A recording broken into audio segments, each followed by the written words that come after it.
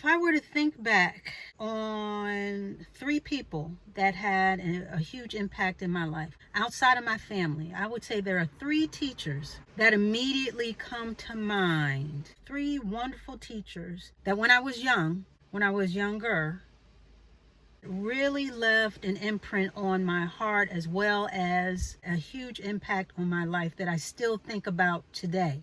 Now, I grew up in Philadelphia, so I went to Lamberton Elementary School. So anybody who's familiar, that's what it is. And it also had a high school, I believe, at that time attached to it. But anyway, one of the first teachers that really, and I'm not going to go in any specific order because I'm trying to remember the grade, but the first teacher I'd like to mention, her name was Mrs. Upfellow. I remember walking into her class for the very first time, and when I laid eyes on her as this little girl, I just thought she was the prettiest thing ever. She really was pretty. She was a beautiful woman. She was kind of short, and she had a nice shape to her. She had short brown hair, like dark brown hair, and she had a haircut sort of like Sheena Easton. That's a throwback. Sheena Easton, look her up. Anyway, she had that type of haircut, and she always came to class with these beautiful sweaters on. I mean, they would have the little puffs, and they were knitted. They were just gorgeous. And she always looked put together, had a little makeup on, her earrings, and this and that. She was the total package. And she was very nice and very kind. So like I said, she wore these sweaters that just stood out. Come to find out, she knitted a lot of those sweaters herself. She knitted. She was a knitter. And what I remember and love most about her is that not only did she knit those sweaters, but she taught us how to knit. I mean, you normally learn your math, your little English, 2 + 2, 4 + 4, yada, yada, yada. And again, the grade escapes me. I want to say it was 4th grade. But anyway, she came in one day and she said that she was going to teach us to knit. Well, honey, I thought I'd done hit the jackpot at that point. Because again, being so in awe of her sweaters, I got this bright and huge notion that soon I would be able to make such things as well. Well, honey, I went home that day and I told my mom, I said, Mom, we got to get knitting sticks and needles and the yarn and this and that. And I was so excited. And after we went over our formal lessons, she would take her time and teach us how to knit. So the loop and the purl and the this and the that, and I'm trying to remember everything because I haven't done it in so long. But I remember her being so patient. And for her to introduce this to a bunch of young kids, as far as knitting, I would have never thought such a thing. But that was the type of person that she was. And I guess because it was such an interest of hers, she wanted to share it with us. And I can't speak for anybody else, but I so appreciated it because I always like to learn. And this was something that was sort of outside the scope of normal, ABCs. And I loved it. And I remember going home and trying to knit, take what I learned earlier in class and go home and knit. And my whole thing was that I was going to make a scarf, honey, and it was going to wrap around my neck and reach all the way to my toes. And I would come in there and it'd be just, and I never finished it. I never finished the scarf, but I was so happy for the lesson and so happy for the exposure to such a thing at such a young age, and that she trusted us with her passion. Okay, this was one of her passions and she entrusted us with it. And I so appreciated that. I really did. Never forgot that. The second teacher that I have in mind was Mrs. Hyman. I want to say this was 5th grade. Again, I'm not sure of the grades. Again, this is elementary. But Mrs. Hyman was a Black woman and she was sharp as well. And she also had a short haircut. If I could liken her to anyone as far as she didn't look like Anita Baker, but that's who comes to mind as far as the short haircut and as far as maybe a little bit of her style. But that's who we're going to roll with. As far as the haircut, that was pretty Anita Baker-ish. Brown-skinned woman, and she just felt like she could be one of my aunts. You know what I mean? Not as far as her looks or look-wise, but more so attitude-wise. The women in my family are very confident and they can be outspoken and very forward. They're one of the ones that say what they mean and mean what they say. She was cut from the same cloth. So there was something very familiar about her. So immediately when I was assigned to her class, when I had her as a teacher, I immediately took to her. And what I remember most about Mrs. Hyman is that she's the one who introduced me to poetry. Had us memorize different poems. She's the one who introduced me to Henry Wadsworth Longfellow. Fell in love with his work, as well as some other poets and poetry. I mean, my whole world was opened, and I was really exposed to different type of creative writing, which really stoked my creative juices because I was already creative and drawing and writing little stories at home.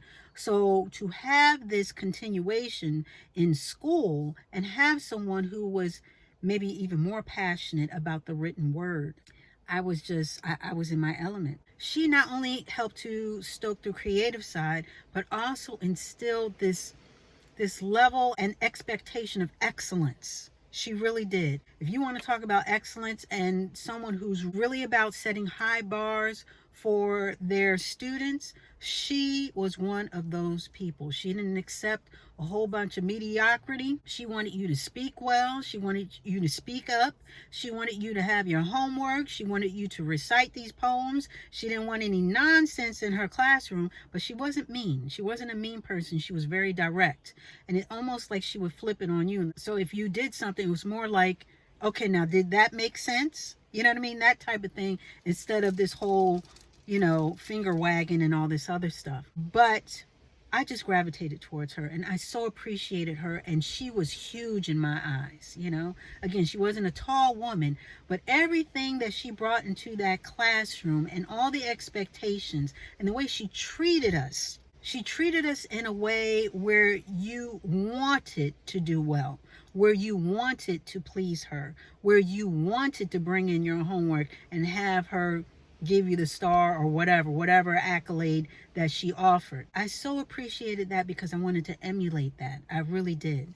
So with that being said, Mrs. Hyman stood out, and she is definitely one of those that I think about when I think about teachers that have molded and shaped my now adult life. I remember she used to have a saying: if she called on you and you acted like you didn't know, or you said, "Well, I thought it was this," she would clap back and say, "You thought like John Thomas." Now, it wasn't exactly a clap back because she wasn't trying to be mean, but that was her response. Now, she used that phrase so much, I remember we would look at each other like, who the heck is John Thomas? I remember us being confused, but I don't remember anybody having the heart, at least not at that moment, to ask her who John Thomas was.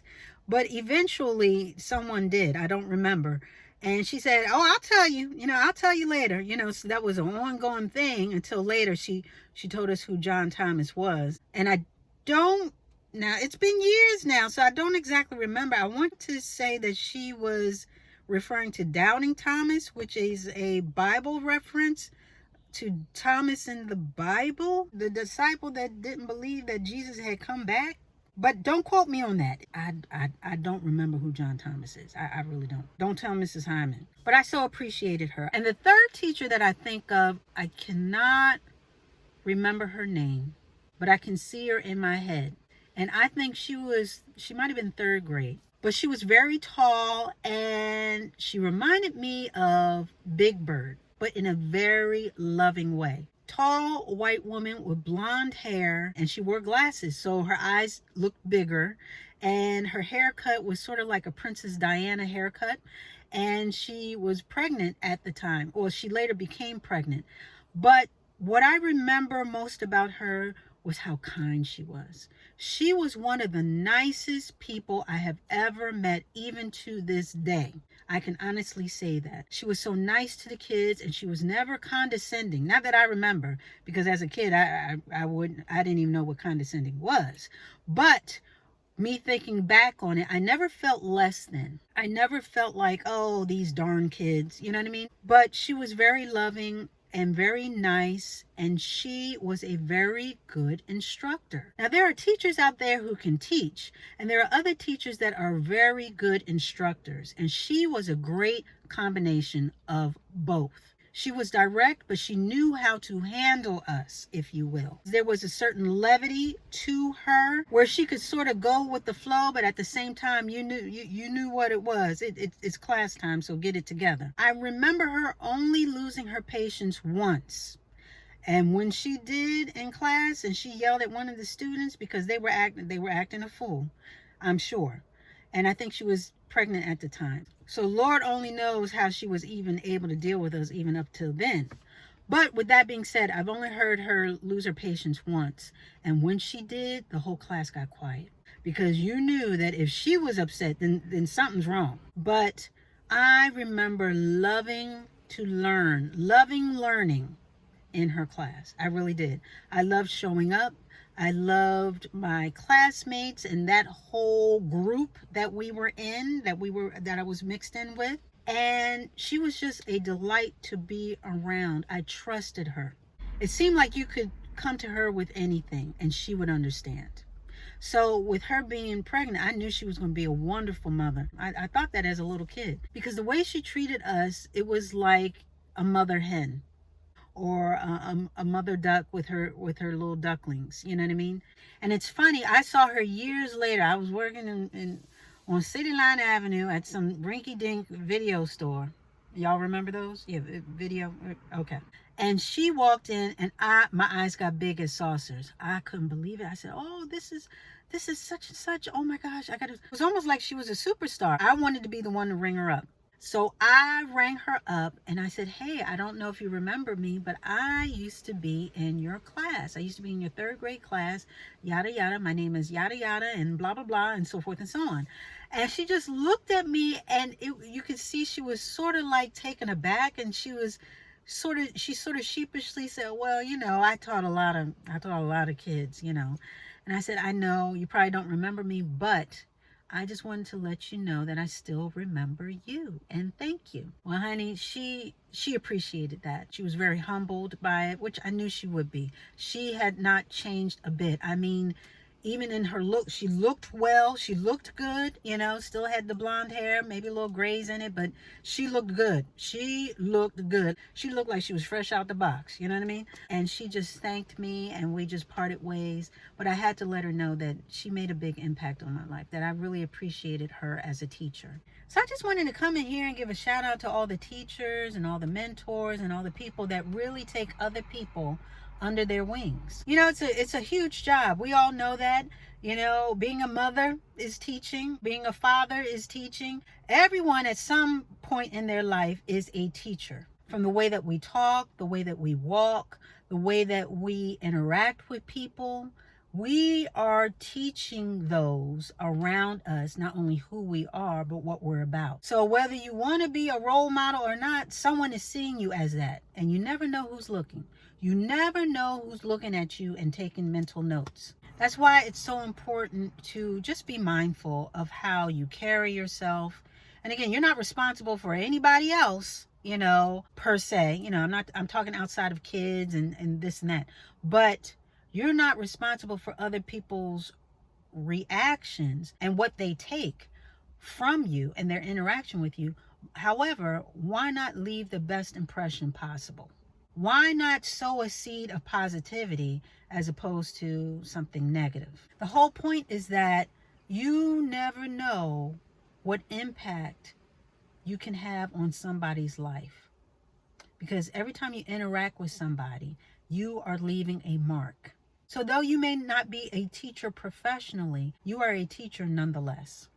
But I just wanted to come in here and just give those little notes. I was inspired by something that I saw on TV where one of the news correspondents, went back to her high school, I believe, say hello to the librarian that was still working there at her high school, just to let them know how much of an impact they had on her life. And it made me think. I said, you know what? If I had a chance to go to thank someone who was very instrumental in forming my mind as a little child, someone who had such a huge impression on me at a very young age, someone who really molded me or helped to mold me and impart things to me that I've kept this long, all the way into my adulthood. It would be those three people. It would be those three teachers from elementary school. Those were the three that came to my mind. And every time I think about them, it makes me smile. It really makes me smile. And with that, we are going to put a button on it.